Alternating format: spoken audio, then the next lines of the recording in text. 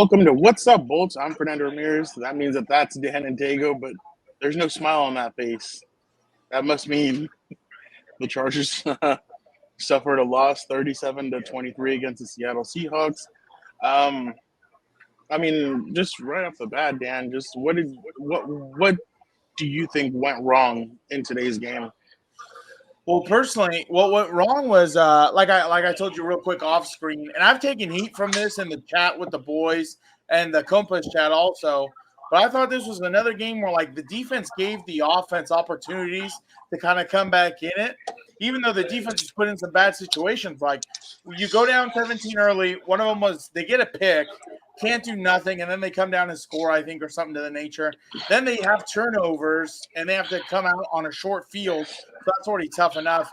The offense, for whatever reason, just cannot get it going. And I don't know about you, Frown, but I thought they abandoned the run a little too early in the third quarter because you still had a lot of time not only to come back in the game, but the margin wasn't as big. So I think that was one of the biggest problems of what went wrong.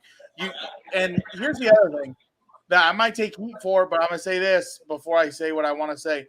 I love Justin Herbert, but this is the second game in a row I think he has not looked comfortable in. And mind you, some of that was the offensive line play. I think they were giving up too much pressure. All five guys, honestly, even though Lindsley was in the game, they were giving up too much pressure up top, and they were right in his lap as he's trying to throw. Also, you saw a few throws, like literally the rusher hit his hand to like completely throw off the timing and everything else. So just all around, it was bad play offensively. Like you never really got going, and I thought they embedded the run early. Yeah, no, definitely. Here I have it right here. Man, Justin threw another 50-plus again. Threw 50-plus on Monday. Now you have him. So in less than 8 days, you had him throw 108 times. That was how many attempts he had? 50? Yeah, 51 today. Yeah, how do you expect to win like that, dude? It's impossible. It's not a winning formula. He had 33 completions, 293 yards, 2 touchdowns, 1 pick. It's funny because we talked to Brandon Staley. I mean, you're not going to think it's funny.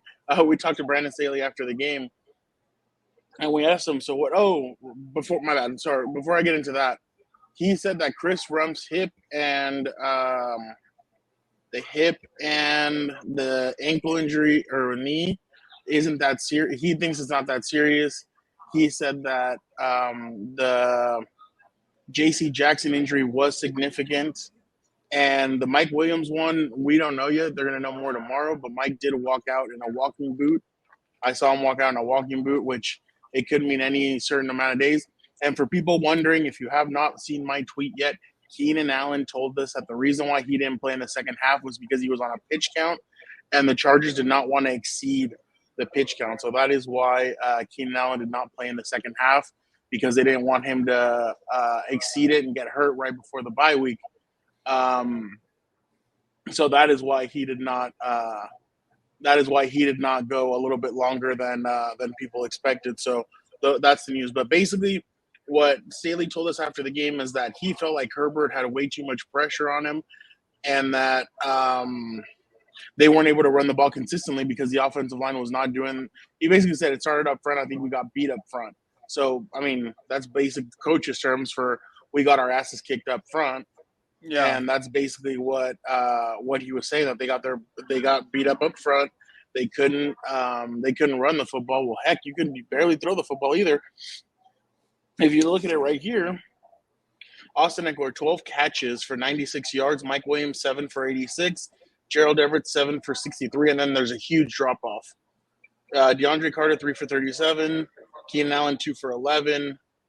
Bandy, 1 for -5. God. Herbert, 1 for -8 on the one where he caught it when he should have just batted him down. Yeah, that was such a bonehead play, dude, but he just has not looked good in a row.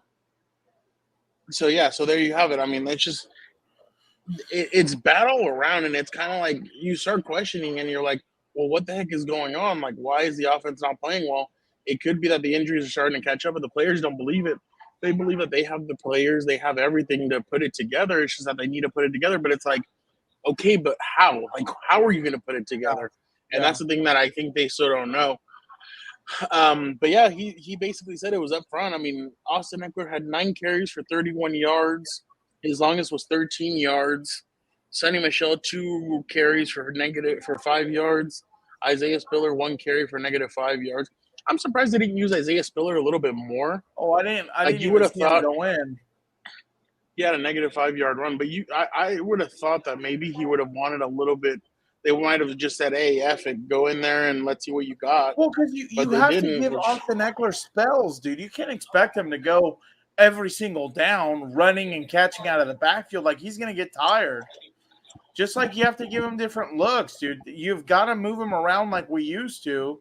That way, you never know where he's going to get the ball out of. And we talked about this last time where if your running back is your number one receiver, you're in trouble, dude. That's not a good stat to have right there.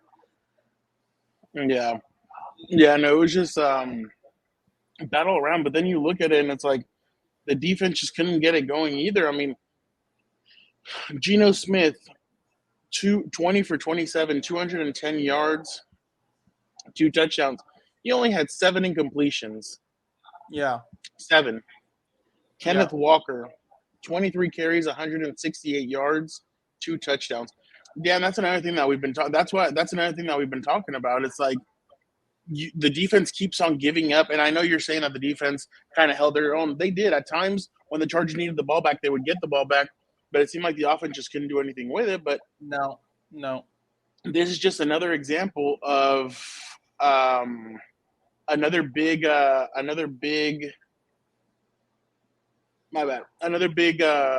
touchdown given up in week 2. Clyde Edwards-Helaire, well, not another big run. Clyde Edwards-Helaire was allowed a 51-yard run. The week after that, James Robinson 51 yards. And it's like every week it's been like they've given up one big chunk of yards, and it's like, okay, why is this happening so consistently? I think the only time that they didn't have it was last week against the Broncos. But other than that, they've had it consistently every other week, and it's like, okay, why are you giving up such big chunky yards?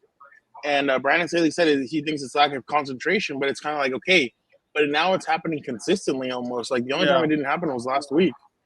Yeah. Well, the thing is too, like you got guys up front. Sometimes they're not being physical. They're just getting moved around. Especially we have Buddy over there committing 2 penalties. That was his biggest contribution to the game, and that's the biggest problem. Is like you have to be physical up front to begin with and own your gaps, or those type of outside runs are going to happen when they seal the edge, dude. So, and it seemed like, honestly, like, and we talked about it in the preview, we were giving a lot of credit to Seattle and Pete Carroll for all the job that they had done, and for, like, getting Charles Cross, getting some of these other pieces, and all of them showed up to play today. I mean, there was one play where Justin threw it in double coverage, and I'm like, what are you doing? And he threw that pick to Ryan Neal, and you're kind of like, are you, like, what are you watching? Like, what did you see? And 100%. And he just said that Ryan Neal made a good play on the ball. Well, yeah, what is he gonna say? But like that's the biggest thing. I think the most frustrating thing, at least from everybody, obviously from everybody else who like follows the team and everything else, I believe that last year we had less offensively and we looked a lot better.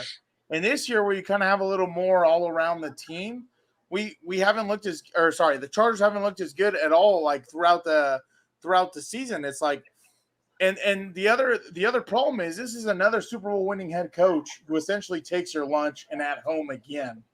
And that's a big issue. Like you have to be able to play well at home in front of the fans or it's going to be a long season because you can't be a road warrior forever. Even on the road it's going to be even more hostile. You have to deal with the elements when you go to – did we already play in Kansas City? Yeah, right? Yeah, they played it in week 2. So you're still going to have to go on the road to some of these places where they have real elements you have to deal with, and it's not going to be easy, especially when you can't run the football effectively and you can't be physical up front. Yeah, no, definitely. I mean, you see the kind of game like today, and you're kind of like, well, who had the better quarterback, Geno Smith or the Chargers or the Seahawks? Well, that's a huge advantage of the Chargers, but their quarterback is literally, like you said, for the last 2 weeks, teams have held him in check. And I think it's just because they don't have enough weapons. So my question to you is, I mean, should they start looking towards trading, especially with the trade deadline coming up? I on think it should Tuesday. never be. I think it should never be off the board. Especially, you already see some of these teams having fire sales because they fired head coaches or whatever. But I think something needs to be done. But you know what? The other problem is like you waste a roster spot on a third string quarterback who rarely ever gets called up if he does. And like the thing is, Lombardi was in New Orleans. Why not use him in that Taysom Hill role? I know the guy has some wheels. Let's see if he can develop some hands or whatever or something, right? To get creative and give him a different look.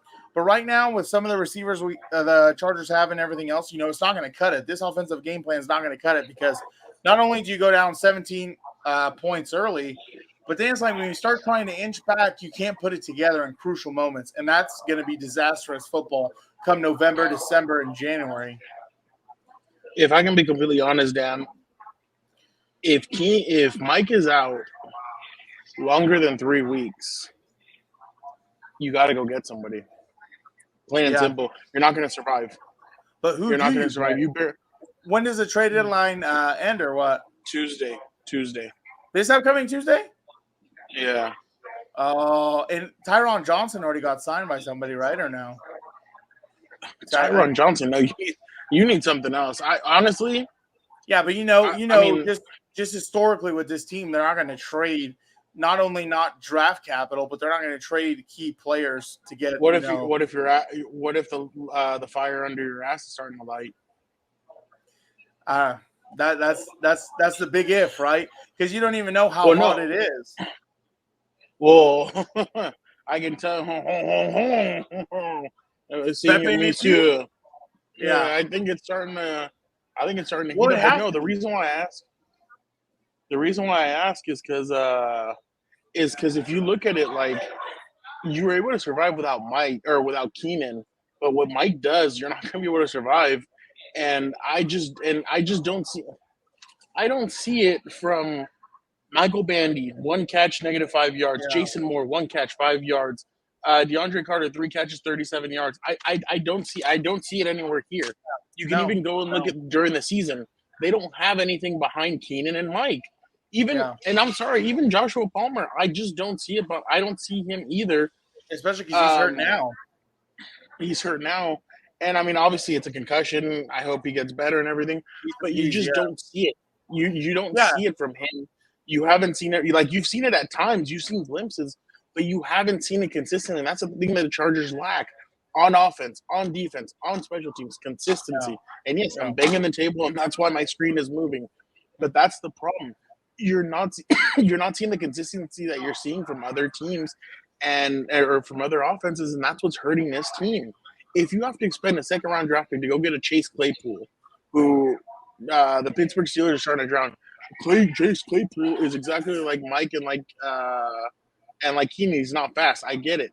But that's just another big body that you can put in there, and he could do work. Or go get somebody. I mean, I don't know. It's going to be hard because I know Justin Herbert's a creature of consistency, and I know he's going to want guys that he's been with for a while. But I just don't see it in here where you can get a player that you can say, oh, this player's going to step up while no player stepped up while Keenan's been hurt, except for Mike Williams. Yeah. So on the road, Mike Williams has to have that. Well, yeah. But I'm like that's the biggest thing. That's the biggest thing. You have Donald Parham and Joshua Palmer who look like freaking golden ducks last year. You get into this year, and I know Parham's been hurt and all that. I get it. But even when he was on the field, I didn't really see much. Same with Joshua Palmer. When he's been on the field, I haven't seen that much. And it's like you have to start wondering now, because it's going to be a bigger problem that you don't have pass distribution offensively, because now all they have to do is zone in on 2-3 guys and just put all right corners or have better schemes, zones into the other 3 guys. And you're just going to be checked down Charlie the whole time. And you're going to get 3rd and shorts, 4th and shorts, and all that stuff. And it's not going to work. Like, you can't win consistently when you're only passing to 2 guys on the field. Exactly. So that's the thing, is that, like, I just don't see, like, I don't know. I just don't see, I don't see what, like, there's Denzel Mims from the New York Jets, who's a fast guy. They're asking for they're not going to trade them. They're rolling right now. I know, but he's a speed guy. He could take off. I mean, that's kind of what the Chargers have been missing, and that's what I've been saying they've been missing. Nobody wants Kenny Galladay. Stop. Yeah. Let's see. I'm just looking through the list, seeing what else there is out there. One thing they need to improve on also is they have to be, like you said, more consistent, especially in the run game, dude. You can't have Justin Herbert throwing 50 times a game expecting to win games like that. Like that's not going to work at all, because there was a few times when he would kind of do the play action, but I knew right away it was going to be a pass, because if I'm sitting at home and I can understand that, oh, this isn't a threat because they don't even run effectively on a consistent basis. Imagine what a defensive coordinator sees who's there in the stadium. Like they're not worried about a Charger run game. That's what they hope we start doing. They would rather give up the run to us and let Justin Herbert get hot. There's another guy that I mean, I know some people might be like iffy about, but Brandin Cooks is still out there.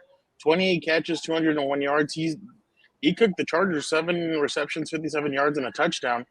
I think. I mean, obviously they don't have that much for him. Well, and they don't have that many weapons on that team, so obviously, like he's still not playing that well. But with this, I mean, I'm sure with the Chargers' style of offense, he could get open and he could be really fast and he could be a good third threat. That's maybe Brandin Cooks. I mean, I just don't know. And that's the thing is that the Chargers are going to need something. They need juice on offense. They just don't have it. And it's like, okay, well, where are you going to get it from? So that's a nerve-wracking thing, because the defense, I mean, honestly, people are going to be like, oh my God, if I was the Chargers, I would also go get a defensive player. They need another pass rusher. You're 100%. Not going to survive without you're at the point where you're not going to survive without Joey. I don't know if you go back in and you try and trade again with the Chicago Bears and maybe get like a Robert Quinn or something like that, but I don't know. There's just too many needs on this team, and I feel like that's why they lose the edge too, because they're like, oh well, they lost the edge. No Joey, you lose the edge. And with some of these guys, they're just not. Khalil Mack is gonna help in the run game. Joey Bosa will help in the run game. Other guys just aren't as experienced, or I don't know. But they don't have the physicality or the technique like these guys do. Exactly. So I just don't see it. I mean, I'm telling you, on offense, I get it. The run game got going a couple of weeks ago. They got going, and they can get going again. But when I look at the receivers, that's the thing that's starting to make me think this team is in for a rude awakening in the second half. The second half, you go to Atlanta. That's not going to be easy. Then you go to San Francisco on a Sunday night. And hell, the Chiefs just beat the crap out of the 49ers. Yeah, 49ers, So, and then you host Kansas City. I mean, those 3 games right off the bat are already tough enough. If you don't have Mike Williams for those games, you're SOL. You'll probably lose all. Well, Atlanta you could be without Mike, but those other 2 games, I just don't see them winning without Mike. And I don't know. I don't know, Dan. I just don't. Because that's the biggest problem. This offense has turned so one-dimensional that anything else isn't a threat to them. Like, you're trying to run wide receiver screens when the guy is in Mike's face pressing him. Like, how do you expect someone to try and block him and knock him off within that little space? And it's like, come on, dude. Like, we got to be smarter than this. You gotta. I think the biggest thing they have to do this is the bye week right now, right? The biggest thing they have to do going into the bye week is number one, offensively, you have to ask yourself tough questions like, who are we, dude? Like, it's You're not Dan. good enough. Huh? You're Dan. Yes, you idiot. I know who I am. I'm trying to go into my spiel, and you're over here trying to. Sorry. Like, seriously, if I was Joe Lombardi or Brandon Staley in the room right now, you'd have to ask these hard questions offensively. Who are we right now? Because number one, we can't run the ball effectively. Number two, we can't protect our star quarterback to the point where now he's looking worried in the pocket. He doesn't feel comfortable. He's making mistakes. Did you answer that? What? Who are they? Who are they what? Can you answer that question or no? No, because you don't have an identity offensively. You're not physical up front in the run game. You're not protecting Justin Herbert because now he's starting to see ghosts. You remember Phillip Rivers used to see a lot of ghosts. And now he's making mistakes that he didn't even do as a rookie. Quarterback. We're not going to get into that. That's going to take too long. We're not going to get into that. But he's making mistakes he didn't make his rookie year with a worse offensive line than he has now. And that's inexcusable. Number two, the other hard question you have to ask is the receiver room. Who we need someone to, the Chargers need someone to step up. It can't just be always the Mike and Keenan show, and everyone else is just going to run routes and take up space, because then you eliminate the threat of other people being receivers, and all they have to do is worry about Mike and Keenan, and maybe Austin Eckler out of the backfield. Like that's you can't have that, especially in the running back room. You have to ask them the same thing: who's going to step up behind Austin to earn roles, earn reps, and be physical up front? Because in my mind, and I might take heat for this one too, Austin Eckler's not a guy who's going to get you 1 yard. I believe that to my heart, to my core. I'll go to my grave with that. I think he's a tremendous talent, but he's not going to be the guy on a 4th and 1 who's going to drag 2 or 3 defenders on his back to get the first down. I don't see it. I don't think it. Every time I see that play, I keep on thinking of that Ray Lewis, Darren Sproles play. Exactly. And you need a bigger back. I mean, that's the thing. On that 4th and 1, I was like, what are you doing? Like, why are you going with Austin? If you're going to do that, like, that's another thing. If Justin really is that hurt, or not that hurt, but like the quarterback sneak, where is it?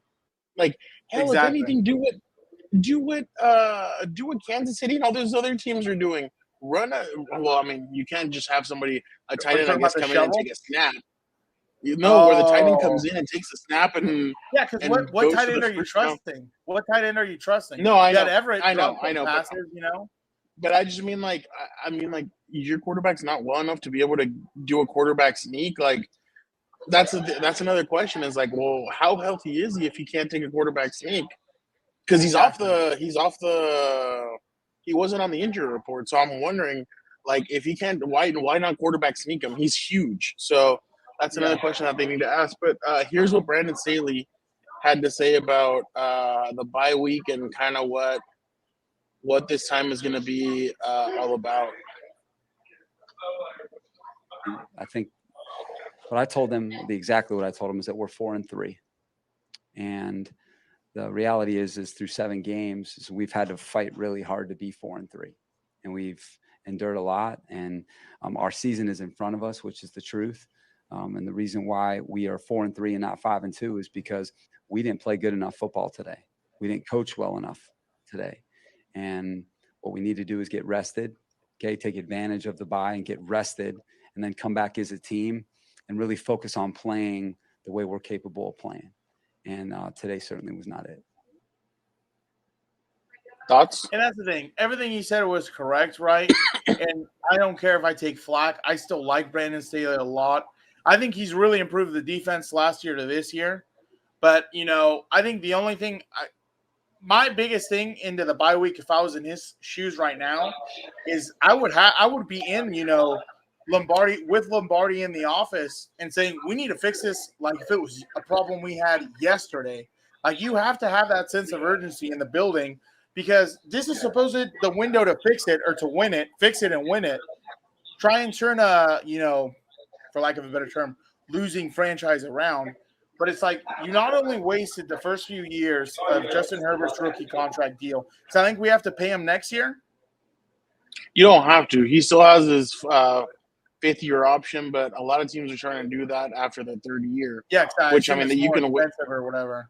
But that's what I'm getting to, though. That's what I'm getting to. Is like, Justin Herbert's going to command a massive amount of the salary cap. And it's like now the window's closing rapidly, and you're still not even ready to maybe win the division, let alone win a Super Bowl. You know what I mean? Like, it's just tough. It's tough going into the bye week like this, especially with the loss. Especially with what you know's ahead, and you don't know what's coming up when it comes to who are you going to have, and that's the thing. 100%. There's a lot of who are they going to have. I'm telling you, I would make a trade or two. I mean, and I know that obviously I'm not a GM or anything, but man, you have to energize this team with something. You got to bring something. I'm telling you. This offense, just the receivers, just outside of Mike and Keenan, I just don't see it. And how long have you been saying it? But I'm a hater. What do I know? Exactly. I've only been around since 2013. Been around the team, but what do I know? With ball coach. Yeah, I've only been around 3 different head coaches, seen some of the problems, analyzed them, been right about mostly why things happen the way they happen. But what the hell do I know? Exactly. And the thing is that people fail to understand, like, it's Brandon's second year. He's gone, like, this game, for instance, right? If people are starting to jump on that stupid Sean Payton train and all that other stupid stuff on the side, he's going up against a head coach who's been in Seattle for probably like already 10 years, right? Would you say Yes. 10 years? They're about, well, yeah, I'm Oh, asking you. I have no idea. longer. No, sorry, longer. Longer than 10 years. Won one Super Bowl, But appeared shorter in two. than 15. Okay, there you go. Thank you. Imagine having that much continuity. You know what I mean? Continuity is a real thing in football and in sports. I firmly believe We're that. too impatient. That's the thing. People are too impatient, and then it's like let's just bring it down to a smaller thing, right? Here's a pet peeve of mine. You know, not only when I coach or watching NFL Position or players. other or even college, right? Here's a small thing, right? With offensive linemen, I hate having a rotation of offensive linemen. I can't stand it because you need to have that continuity with them. Those 5 guys need to have continuity. They need to know each other like the back of their hand. They need to know each other like a spouse does the other, because that really does play an effect. Rhythm. It's just like basketball. You're not going to put random guys on the court who've never played with each other because it's not going to work. It's the same thing with each position group. Quarterbacks and receivers, running backs, offensive linemen, same thing, right? They got to understand how each offensive lineman blocks to run successfully so he can read his ass and make the right cut. So continuity is a huge thing that I think people don't understand. No, I completely agree. And I mean, there's a lot these guys are going to have to look at in the next week. And we asked Justin, what are you going to do during the bye week? He said, I'm just going to try and get my body right, get my mind right, and get ready for the back end of the season. Back end. There's still a lot left, but for real. Goes until January now. But man, you're just that's like you said, Super Bowl winning head coaches. That's 2 that have now beat you down. Not just beat you down. Yeah, that's 2 in a row. So yep. I don't know. There's a lot that they need to question about. They need to look in the mirror, man. And I'm telling you, I understand that. I understand the you don't want to mess up the continuity of this or that. If I'm them, I'd go out and find something. There has to be a right now player there or two is that no can help rhythm. you. There is no rhythm right Exactly. now. That's the thing. There's no rhythm. So it's like you have to interject one way or another to try and jumpstart it. Because I think, to me, this kind of told me about how the whole game went, right? I think the Chargers were down maybe 10 points. It had to be less than 21 for sure, like in the third quarter at some point. Sebastian Joseph Day comes up with a huge clutch play, but with the safety, and you think, okay, here come the Chargers now. This is going to energize them. They're going to get fired up. They're going to come out after the safety, and they go 3 and out offensively. That was the tail of the tape to me in one 5-minute span. They were down by 9. They were down by 11 points. They were down by 11. You see, that's easy. That's easy money, dude, especially when you have the son of Odin and God of freaking lightning on your offense. But for whatever reason, it's not clicking, and they have to figure it out. So I think the mad scientist has to really just go into that offensive room and start watching and seeing what's going on. Mind you, I'm not in the building. I don't know if he does do this. So I'm just saying I would be very much involved in the offense right now. Yeah, no, I definitely think that you need to be, as a whole, the Charger organization needs to look at themselves and say, what, like you said, what are we? What can we be? This isn't because of the way we've seen how the NFL is.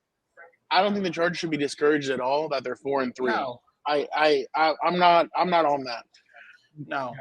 But at the same time, you can't say this is what we've done, because let's look at what they've done in the last 10 years. You've only made the playoffs twice.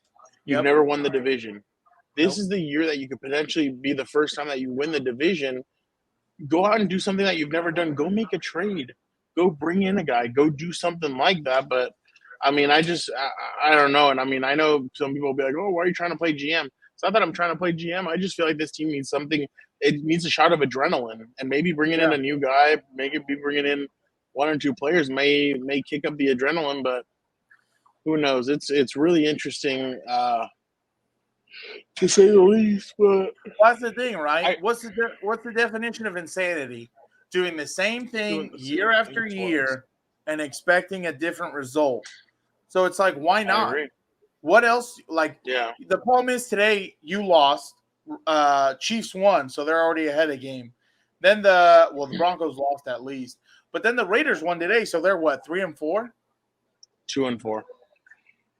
2-4. Really? I thought they've already won 2 games. Really? No, they won. They had a bye week. Oh, okay. Then that's why probably. But you see what I'm saying? Like, instead of trying to keep pace, now you have to make sure you're almost defending that second place behind everybody else. Yeah, no, I know, and I agree. I don't know. And that's the thing is that they're gonna regroup. They're gonna go out. They're gonna try and do some things to put things together. But I'm telling you, they need. What a great pass by Tua. Jesus, what a cannon on that guy. He's so accurate. For now, he's probably the most accurate quarterback I've ever seen. But yeah, no, I just they need to show more, and there has to be something that can interject this team and give it a little bit of shot of adrenaline. But hey, we'll see what happens. But Yeah. for the Here's the time problem. being, I mean, Oh, okay. go ahead. No, go No, I ahead. was Go going to ahead. say, because, like, I know we've been on the offense essentially this whole episode, but like I said at the beginning, I think the defense has done the best they can with, the sort of bad field position they've gotten at times. But I think the other problem is, like, you can't even do the basic things right offensively. Like, you can't run inside zone. Then you try and run, outside stuff, and that's going to be even more disastrous. And it's like you can't even do 3-step drops correctly because guys, you saw, right, when they try to do a timing route later in the game, he almost throws a pick because either Everett ran the wrong route or there was a miscommunication there at some point. So you can't even do timing routes correctly either. So it's a huge mess. Well, and the thing is, the reason why we went more at the offense this time is because the offense is supposed to be your saving grace. It's supposed to be and it's not. It's actually maybe maybe your weakest, but I don't know. We'll see. We'll see what happens. Huge kudos though to Kenneth Murray. He got a pick today. You said, Sebastian Joseph Day got a clutch. Which, what do you think, by the way? I think safety. Kenneth has played better. He's at least tackled a lot better. He's played a lot better, and then he saved a touchdown.